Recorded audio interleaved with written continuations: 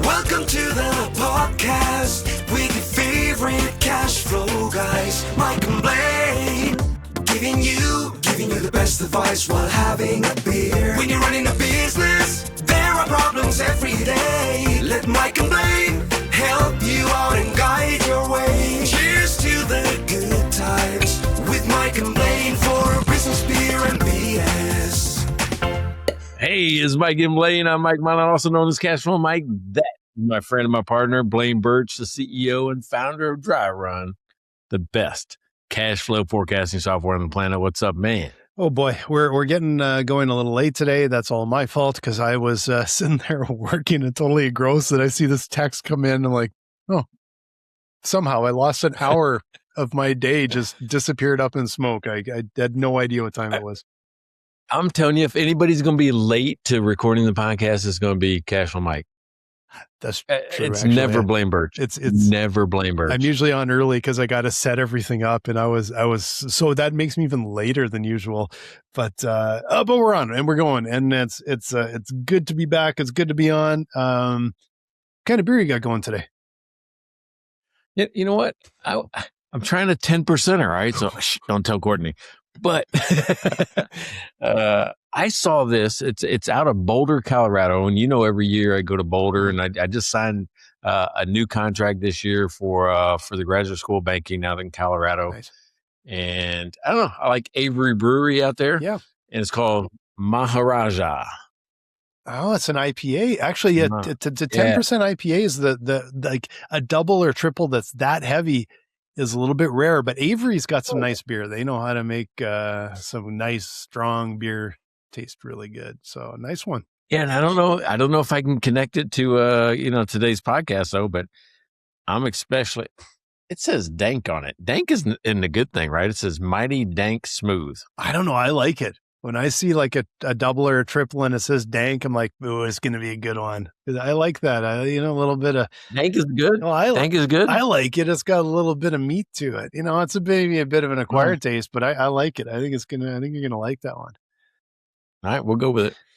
How about you? So I think I may have done this one already, but it just was one of the ones that I saw in the fridge. It's this Outer Range Brewing. Let's see if I can get it. And it's Pass was closed, and it's kind of a winter hazy IPA. So I just thought this Outer Range has been really good, and so I've been buying a few of these guys. And anyway, I had to grab it, give it a go. So and as always, we have beer sponsors, which I got to take a look over here. Now before we continue, if you guys want to be a beer sponsor, go to mikeandblaine.com. $5 buys us a beer, and you'll be featured with this list. And it does start to fill up usually over the year. We're brand new into the year. We've got some sponsors are going all the way to the end of the year already.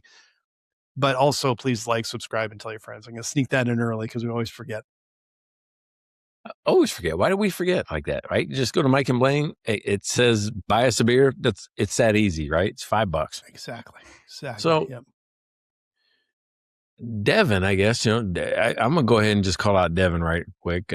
Devin kicking butt over LSU, right? All the crazy things he's getting to do, all the people he's getting to meet, all the experiences that he's having. If you want to know the best LSU fan on the planet, dude, you probably even see him walking around campus every once in a while. Go check out the bookstore at LSU, ask for Devin, say, I heard about you on Mike and Blaine, because that's the guy.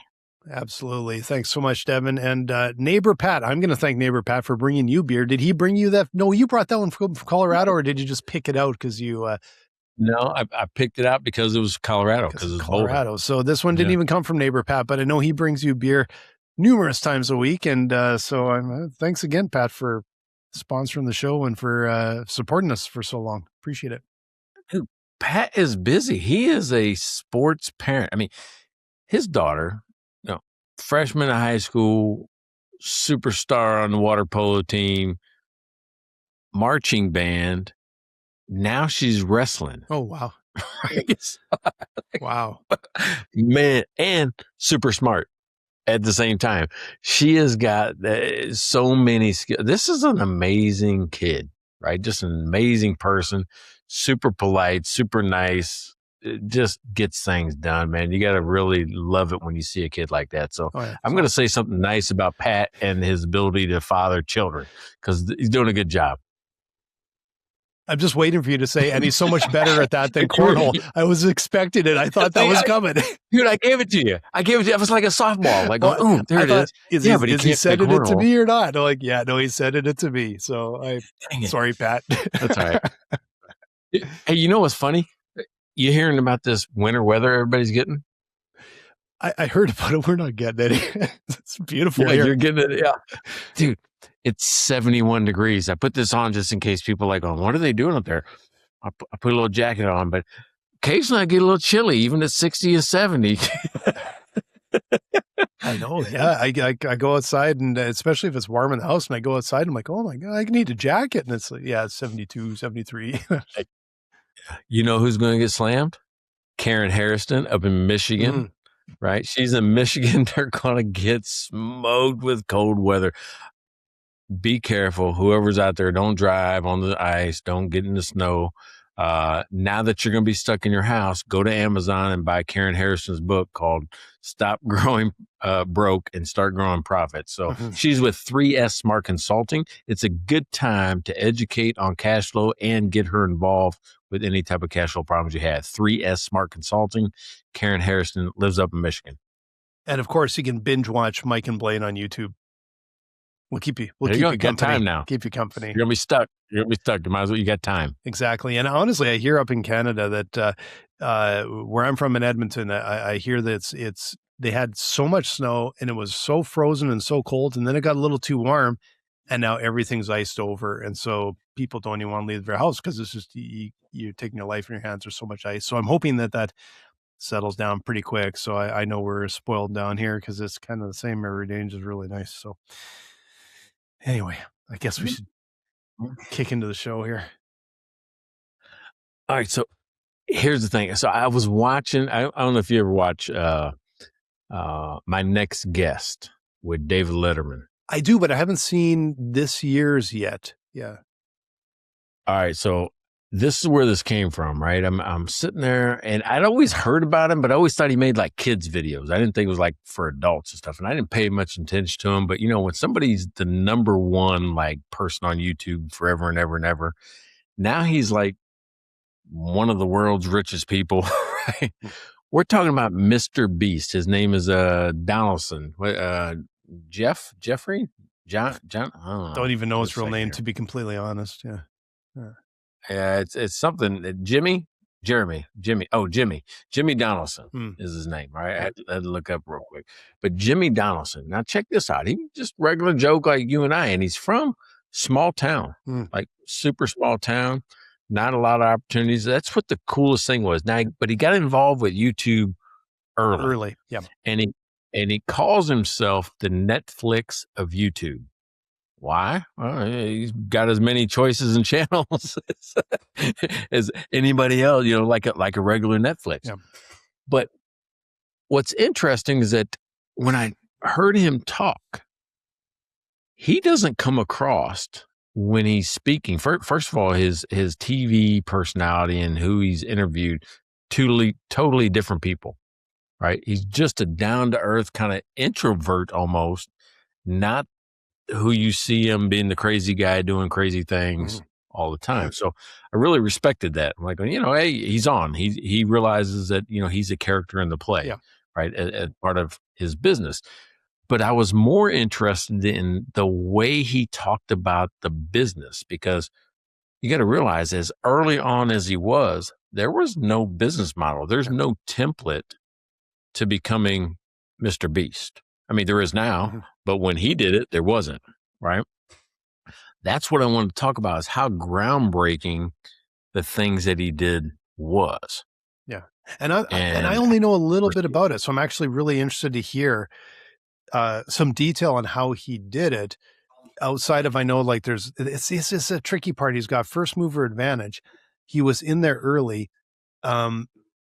But it doesn't mean something's going to work. He figured out and he set a plan that actually worked. But if you try and replicate that today, it's so crowded. I don't even know if it would ever work again. Right. So but I'm excited to hear some of the background on it. I'll have to watch that episode. Well, here you and I are, right? You and I, we got dashboards, we got KPIs, we got things like that. He goes, I only look at one thing. I have one metric. I run the whole business off one metric. Now, I'm sure that there's a little bit of exaggeration there. Yeah. But the one metric he runs off of is clicks. I guess it'd be two. He calls it one, but it's because I think one can't happen without the other. So clicks, somebody comes and looks at a video, and how long do they stay?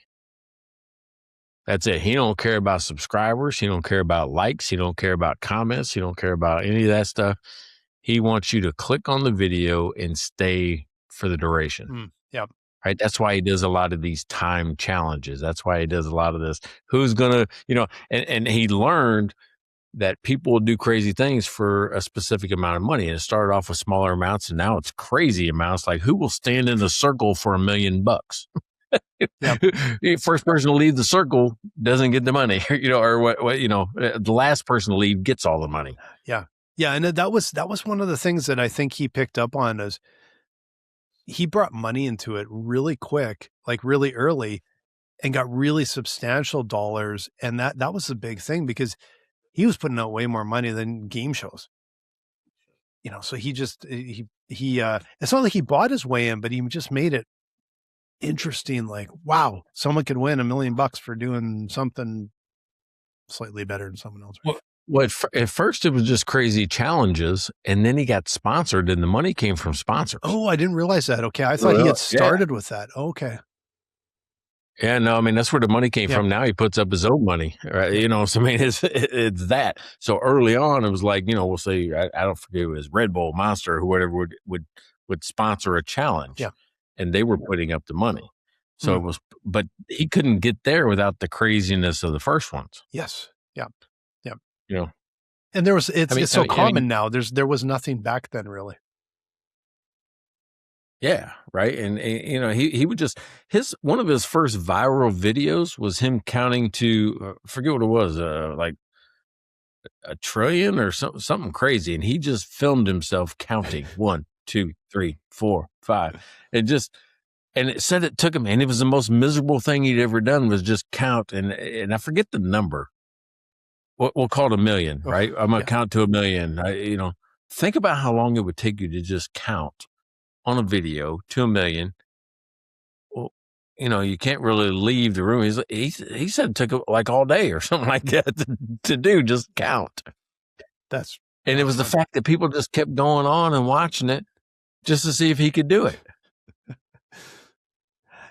Think about that.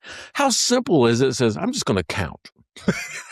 How many people watch me count? And not many people did. Early on, of course, nobody's watching it, but then all of a sudden, it catches on later. It's like, it's something that just doesn't die. Yeah. It's amazing what people will watch, but somehow it's either entertaining or it isn't. There's something engaging about it. Like it catches people and they watch. One of the things I watched, I'm on, I listen to Edmonton Sports Talk pretty much every morning. So it's just streamed on YouTube, streamed on iHeart, and I think now they actually are on a FM radio station in the morning. It actually plays music all day, except they play the morning sports show.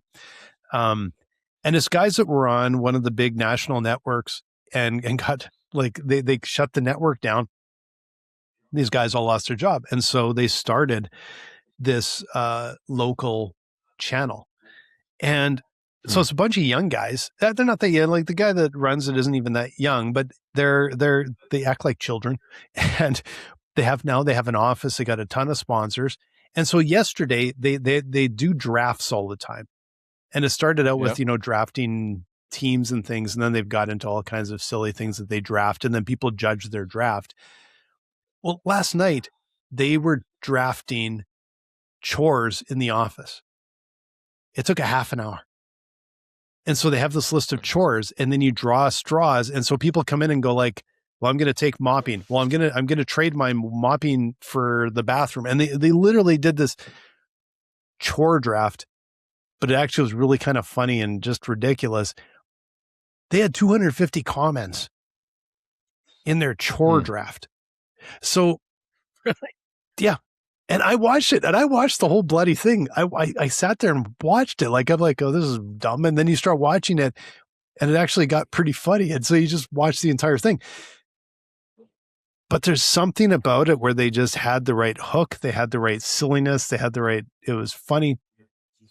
But it's amazing what people watch. And they got people to watch for over half an hour. It was fascinating to me. But that's the thing is, how do you, like you said, he wants people to stay through the video. So you see today, people will introduce their video and then they'll have some reason that you should stay to the end. Like a lot of the whiskey ones, I was like, hey, I got a mystery pour at the end or whatever, because they want you to stay. I don't know how many of those tactics work though. Well, you know, I mean, everybody's got kind of an origin story, right? And his is more kind of a myth, but what happened is that he said, hey, I'm going to give away everything I earn, right, up front. And so he created these videos of things that he earned. And there was at one point in time $1 million.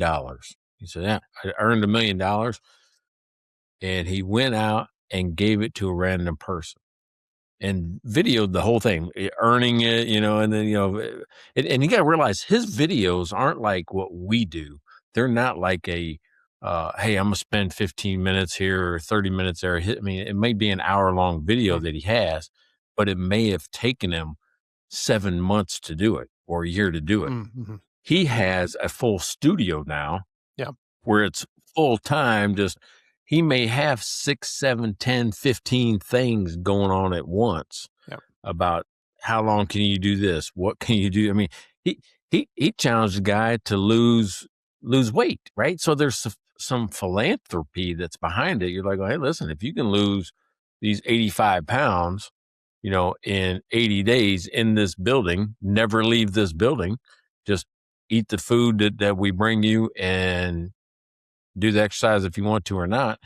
Didn't give him a coach, you know, just left him in there. Guy won like, I don't know, $500,000 for just losing weight, but he had to spend 90 days. He only had 90 days to do it. That doesn't sound like the healthiest way to lose weight, but hopefully they ask a doctor first.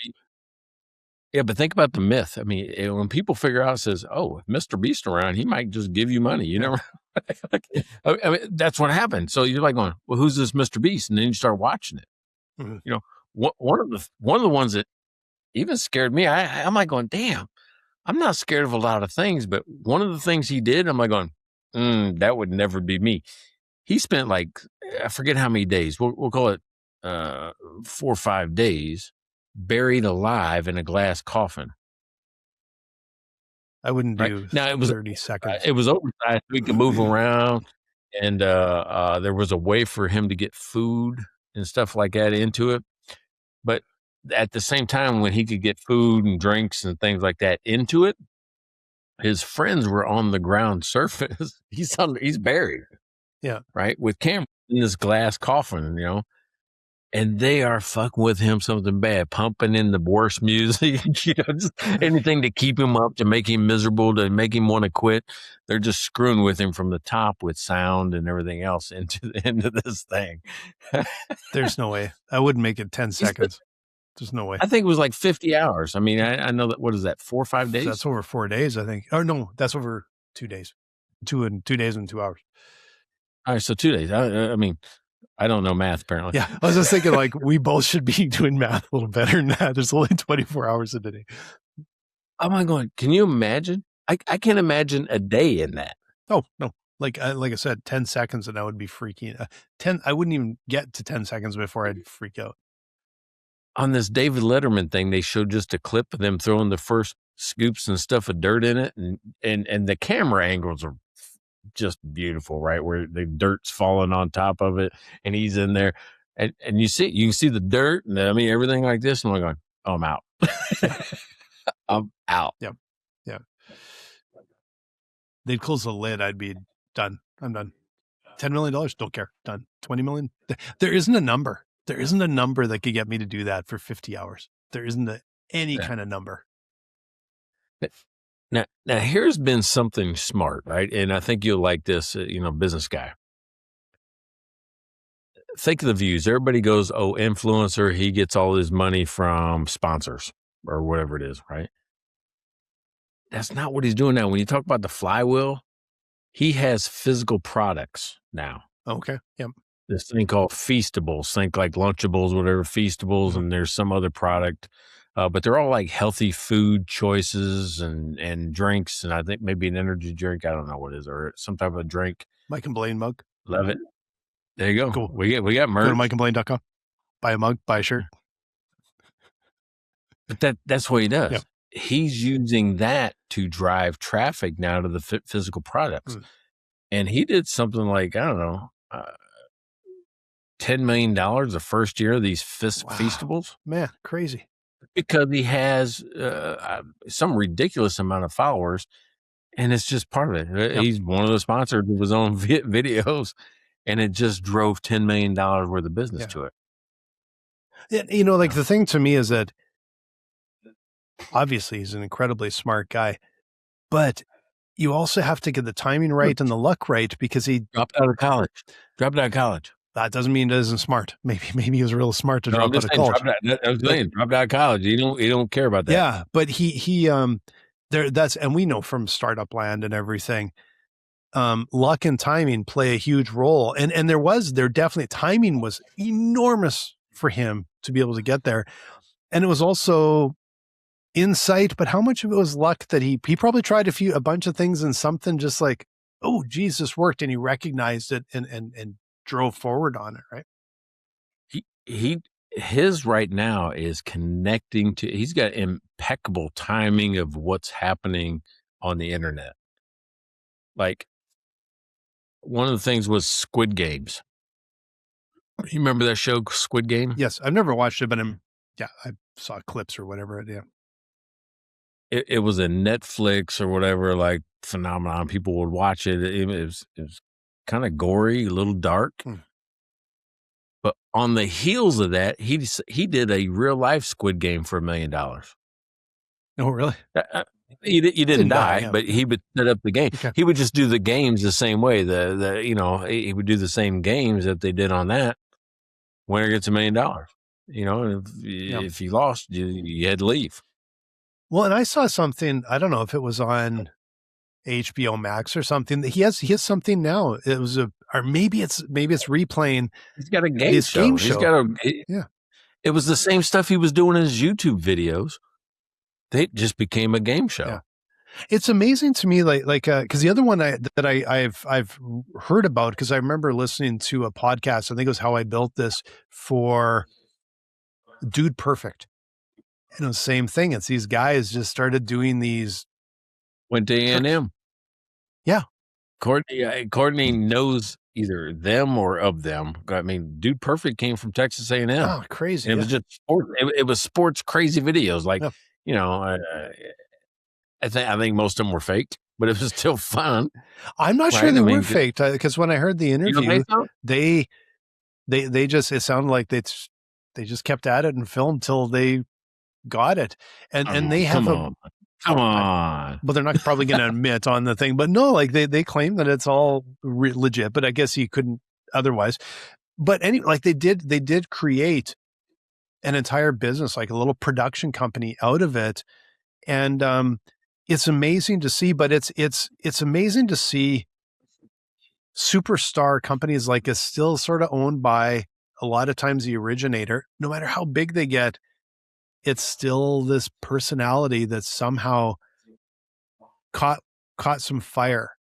And the thing is with people, it seems from the outside, well, it's got to be easy to do.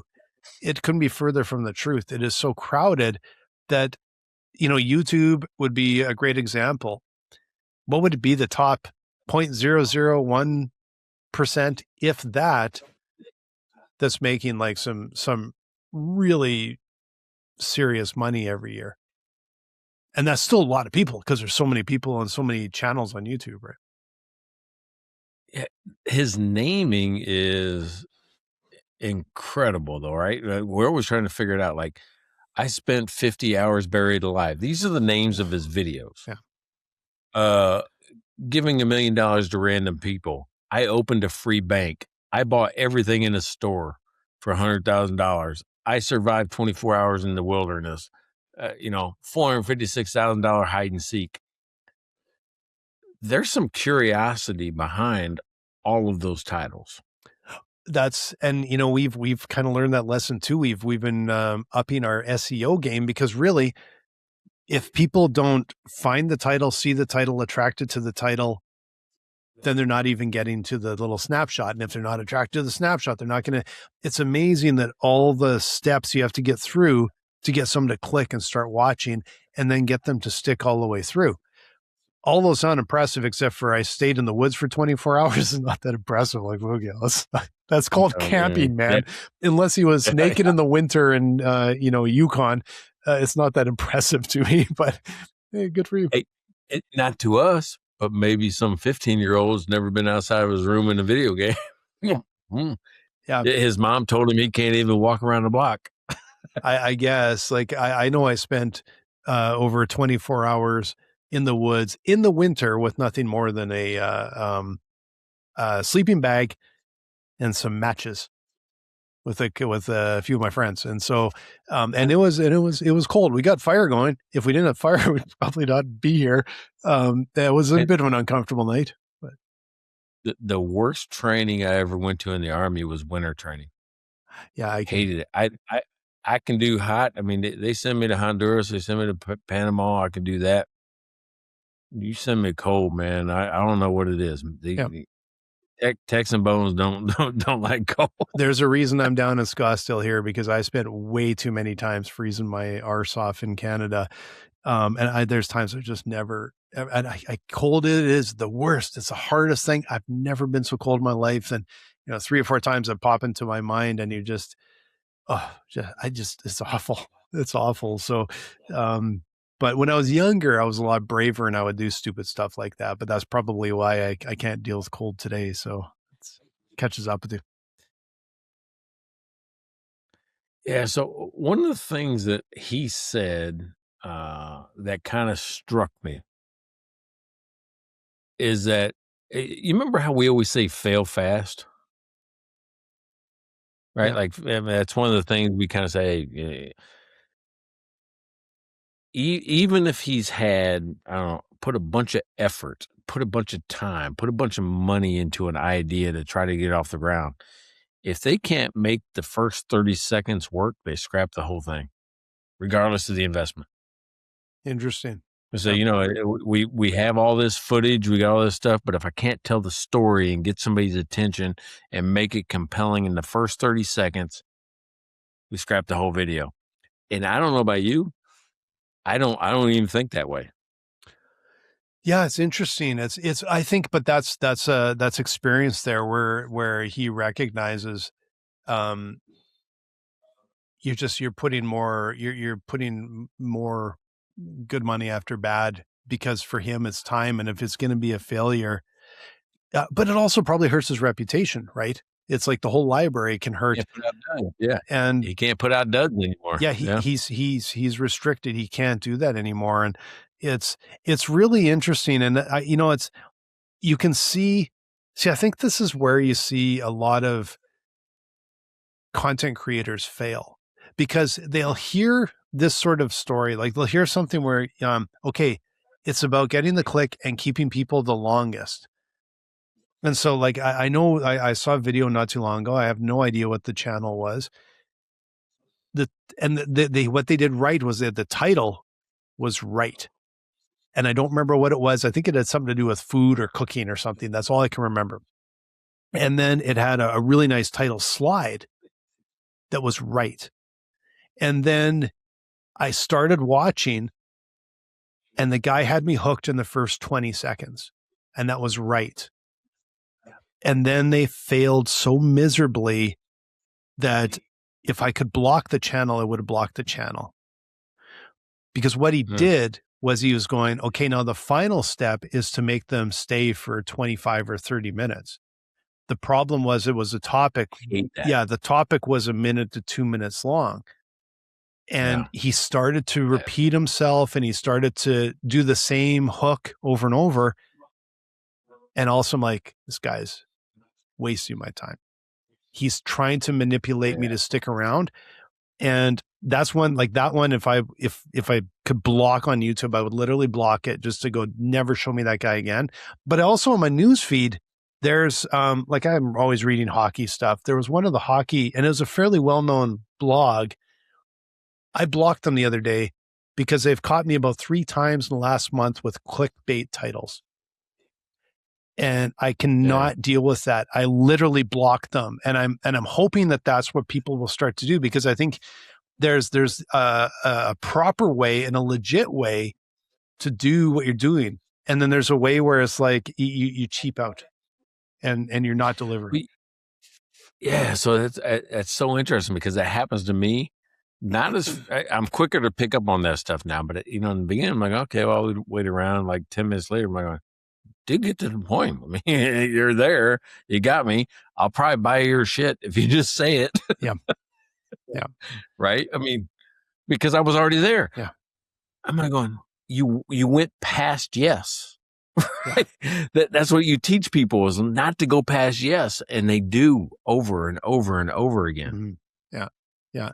And I know when you're in your own little tunnel vision, it's hard to sometimes deal with this, but this is where, I guess it's a lesson we should all learn, even for us. Like we definitely have to take it to heart, is that, it's like you have to really respect your user or your customer or whoever it is. It can't just be check off, check, check, check, check. Okay, we got the title, we got the this, we got the that. Hey, we got the recipe. Yeah, but you manipulated them, and you failed miserably in a manipulative title or in the content that goes too long, or like, I will tell you, almost every F1 video on YouTube that I've seen. And so again, like I'm starting to learn which of these channels are so awful, and there's a very few that are good. They'll have a clickbait title, and then you start watching it, and they're like, geez, you didn't even cover what was in the title, and you're just droning on about something unrelated. Again, just trying to get me to hang on for 15, 20 minutes. It's just, I can't imagine those will stay around for long, because I don't think you can fool people that long with garbage. Well, no, and he's been super consistent. This, MrBeast has been super, super consistent. Yep. And, but people, again, they only see the video. They don't see the months or the 7 or 10 other projects, or 3 or 4 of them were scrapped, right? It's what he's developed is a boring, repetitive pattern. Yeah. He is systematized content. Yeah.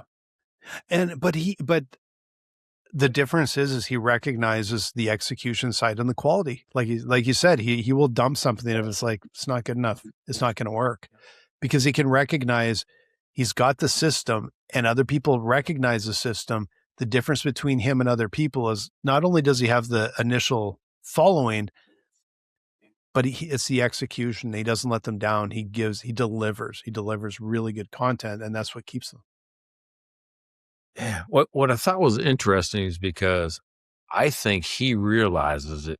When we talked about his game show, meaning he has now moved over to a traditional style of entertainment, right? Things that we're used to. I'll watch a game show, every once in a while, check it out. But that's not what he's done traditionally, that type of game show. So did he realize that his form of entertainment maybe is not long-term? Is it really? Like, I wonder if the game show is actually just a sideshow that he gets some revenue out of, because the list of watches or views on YouTube, I bet you far surpasses what he gets on traditional streaming. Maybe not, but I wouldn't doubt if he did. I would doubt it. I bet he gets more on whatever it is, Netflix or wherever he is. I don't know. Gets a lot more money per view. He might get more money per view because of the sponsors and the everything, but the number of viewers and views, I wouldn't be surprised if they far surpass on YouTube. Yeah, but I don't know that is the future of entertainment, what he's doing. I guess that's the claim I'm making. I don't know that that's the way I want to watch TV from this point forward. Well, how do you his of content? Okay, his style of content. Like, how do you distinguish his style of content from traditional? I'm just curious, like how you view the two different ones outside of the medium it's on or the service it's on. All right, and I haven't seen a lot of it, so, but the ones I've seen, it takes so long to get to the end, right? And they drag out it's reality TV, and maybe that's what I'm not a fan of. I don't know that I'm a fan of reality TV, and I've even seen that change, right? I liked The Real World when that came out, but I don't like any of the Real Housewives. Right? Well, okay, I should qualify. I don't think I've ever watched an entire MrBeast video, and I don't watch reality TV. So, I've tried early on when it came out. It just didn't appeal to me at all. And I've watched the very first episode. I don't even think I made it through the first entire episode of Survivor. What was it 15 years ago? That was it. I just did not ever get the attraction to reality TV in that style. Like, I guess there's some like Top Gear. I don't know if you call it reality TV. I don't think so. But it's not, it's probably scripted to some degree, but it's supposed to be more real. Is that the three guys like from England? Yeah, three guys from England. The Clarkson's Farm. I guess technically it's reality, but it doesn't. It's their story in that it doesn't come off to me as reality TV in the same way that like Survivors. They got their own racetrack. They take these cars to. They do all kinds of stupid, crazy stuff. They race across. I think I've seen. Yeah, but that's it's not like, I guess it's more the game show reality. That's when you say reality TV, I think of Survivor and those game show type things. But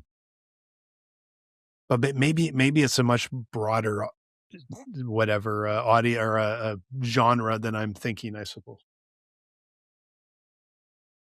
Yeah, I just think it goes too long, right? Because they have to develop characters. Like, they might start out with 100 people in this challenge, but they have to, figure out who the characters are, right? And so it takes a long time to develop a personality because people want to be invested. I want to be invested. I want to know that guy. Hey, how's Carlos going to do? How's Tim going to do? How's Tina going to do? Right. Yeah.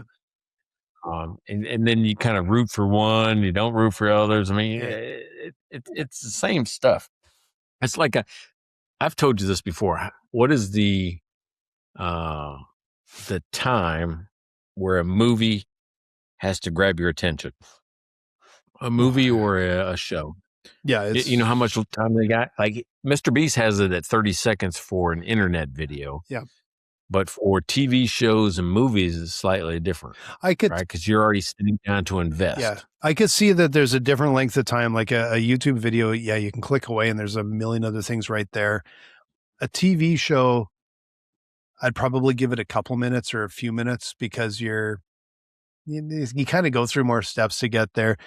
If I'm watching a movie, I might give it a touch more time unless I've gone to the theater. Then I'm probably giving it 5 or 10 minutes before I say, let's go grab a beer and we walk out, which I've done quite a few times actually, because it's like, life's too short to sit through this garbage, So movies, the science behind it is 9 minutes. I have to grab your attention in 9 minutes.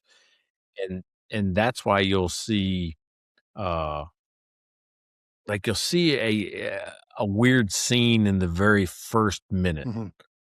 Sometimes it's the end scene, right? Because I'm like, well, shit, now I got to figure out how that happened. How'd they get to that point? Trying to hook you early. Or it's like a wedding, it's like a wedding. It looks great.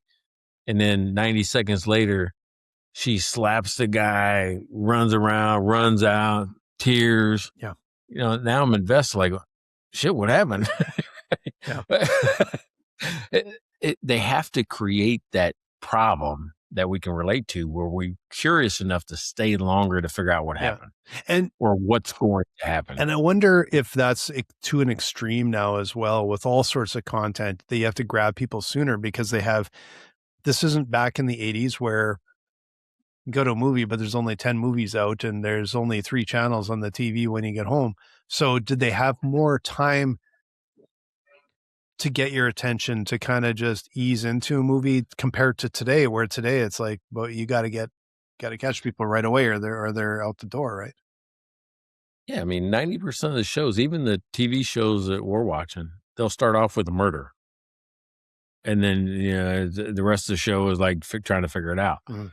Right. So it's almost like there's a bait up front to keep you invested in to figure out how that happened. Yeah. Yeah. Huh. Well, it's interesting, but it is interesting also that the different mediums, how much they change. And for us, like you and I, being on YouTube, and not just for Mike and Blaine, but for, different types of business promotion and marketing and things. It's tricky because you have to try and catch people's attention right away, and we're not Hollywood writers and pros, right? So it's a bit more of a challenge. Yeah. You know what's interesting is that if you watch how MrBeast did his thing. All right. So when I ran restaurants, remember, I think you've heard me say this statement before, that you don't want to become a character in the play. Yeah. Right. Where every time I walked in, like if I didn't say hi to everybody that was there, that was a regular, then they say, "Oh, what the hell's wrong with that guy?" That type of stuff. Yeah. Well, early on, MrBeast was the thing. He was in every minute of every video. If you've looked, he's evolved where he's more host than he is main character. Yeah. And I think that's an interesting shift that he's done. Yeah. Is that, he's trying to create a system to whereas the MrBeast brand can exist without him. I mean, I got that problem with Cash on Mike. That's why you're starting to see me shift to this clear path to cash. I'm talking more clear path to cash. Cash on Mike might be the company, it might be me, but I want you to buy the clear path to cash. Yeah. So, because, you have investors, you have just anybody who wants to buy your company later says, well, if you're not there, is this still a company? It's hard to scale yourself. Yeah. So I think it's an interesting thing where he's becoming more host, and you'll probably see over time where there'll be another guy kind of emerge as the host. Yeah. Yeah. Even if it's just like suddenly they have a host doing some other sub episode or a product that they make, and they'll just work them in. And because it does make sense, especially for that size of operation, it has to make that transition to be able to really scale. Oh, we scaled really well already. So, it's got something cooking there. Yeah. So the other thing I like that he does is there's some humanitarian philanthropy, humanitarianism that he's doing. He did and it took him like a year or two to film this, which is I built, how he does his titles. I built 100 wells in Africa. And he did, right? But he tells the story on this David Letterman thing about how, it was like the first 5 to figure out if this was going to work or not. So he was ready to scrap it, but he had investors, investing in the wells. He was more of the face. It wasn't his money a lot of times, but he invested in it as well. But he went out and went to these remote, tribes or remote town. They're not necessarily tribes because they just don't have a lot of the stuff we got. Small towns in Africa, and created wells of water that they could use rather than going an hour each morning to go pick it up somewhere else. And I'm going, damn, that's really good, right? I mean, he leveraged his celebrity, he leveraged his influence, because he's not just MrBeast in USA, he's MrBeast in the world, right? He's that guy. So he had this presence in the world that impacted Africa with 100, and just because he made up a number, If we can do 5, we can do 100. Yeah. Yeah. That's basically the way he thinks. Yeah. If I can do 5, I can do 100. I'm going, damn, that is impressive to me. I mean, when you see people using their position to go improve other people's lives, maybe he gets a little benefit of it. Who cares? Who cares? He improved way more people than him. Yeah. In the process. Yeah. And it's interesting where and yeah, I do give him a lot of credit for someone to have that sort of position to be able to say, I can use this and I can do something really effective. And what surprises me sometimes is how one person's vision can go so much further than sometimes entire organizations. Because I've read recently, and I can't even remember who it is. You guys can look online because I just can't remember who it is. I should remember because it was amazing. But there was a Hollywood star that built, oh boy, I think it was hundreds of tiny houses and made a little neighborhood to house the unhoused. Unbelievable. And they have social resources and everything all right there. Wow. It's like, how do they do something as a person with, frankly, probably not a whole lot of money, and they made it work? And it sometimes just tells me that I guess it's almost like solving some of these societal problems from an entrepreneurial approach. It's interesting to see some of these things where it's just, it's not overbuilt. It's just, let's get to the meat of it and get it done and do something really effective. Right. I just find that really, really, I applaud them, but I also find it really fascinating. It's like these guys did what so many large organizations seem to struggle to do. And I don't know why. The one thing, I mean, again, I just saw this last week. The one thing that struck me about his business model, right?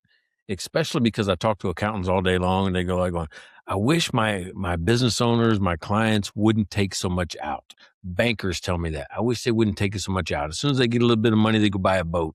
They go down to Cabo. They go, you see it. Yeah. They take too much out of the business. Where most people, creators, entrepreneurs, whoever, say, how much can I take out of this business? He's the opposite. He goes, how much can I put into it? Mm-hmm. Yeah. With these challenges. And, it's a weird, different mindset that you and I haven't thought about. Not saying we wouldn't do it. Mm-hmm. I'm not saying I've done it because I haven't, but it's one of those things. It's a mind shift. I think it should be explored more. How much can I invest back into it? Yeah. It's very much like that long-term investment. But the other thing is, it's not, because I have seen the odd time businesses where I look at it and go, they're sitting on too much cash and they're not doing anything with it. And that's the thing, is that he's putting it in, but with a very defined purpose and a very defined goal, because it's kind of the three things. It's like they take too much money out, or they leave money in and just sit on it. Or this is the other issue that I see businesses do all the time. They take money and they spend it on something they haven't validated. They're just like, we got a bunch of money, so let's do some marketing, and they do something they've never done before. They've never tested, they've never validated, and it doesn't work. And with him, it's like, how much can I invest back in?